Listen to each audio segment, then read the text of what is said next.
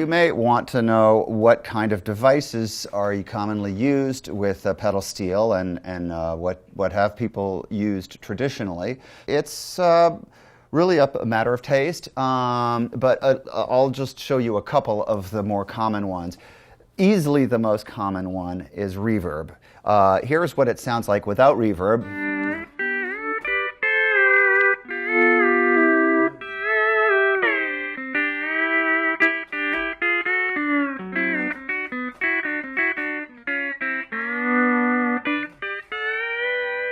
Which is all very well and good, but then what happens when you put on the reverb?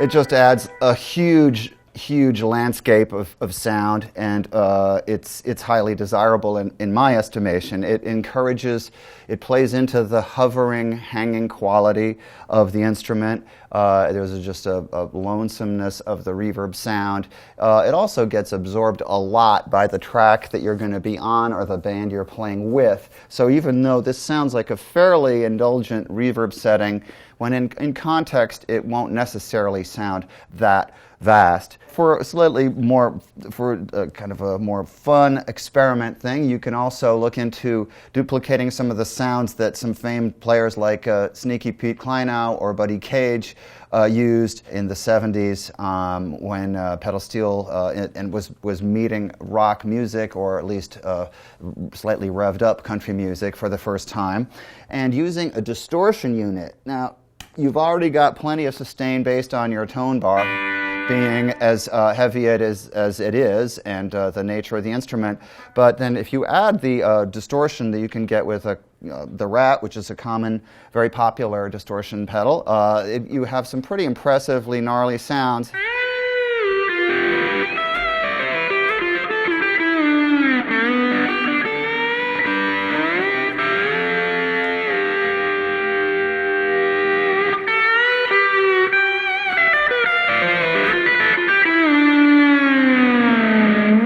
And so on and so forth. You will drive your neighbors crazy, and you will have lots of fun. Don't overuse it. It's a device, it's an effect, and really is best enjoyed in small doses. But it will give any guitar player around you a run for his money in terms of just animal rock power. And those are probably the most common. Choruses, digital delays are also fairly common. Digital delay is really just an echo pedal used sparingly, but with good taste can be very effective in perpetuating that hovering kind of quality that the reverb already goes a good way toward getting. Pedal steel properly played has a very chorusy sound to begin with, and it's not really an instrument that needs to be treated a lot. It has an inherent quality that reverb is really going to be the one thing you're most likely to use, and everything else is just sort of gravy on top.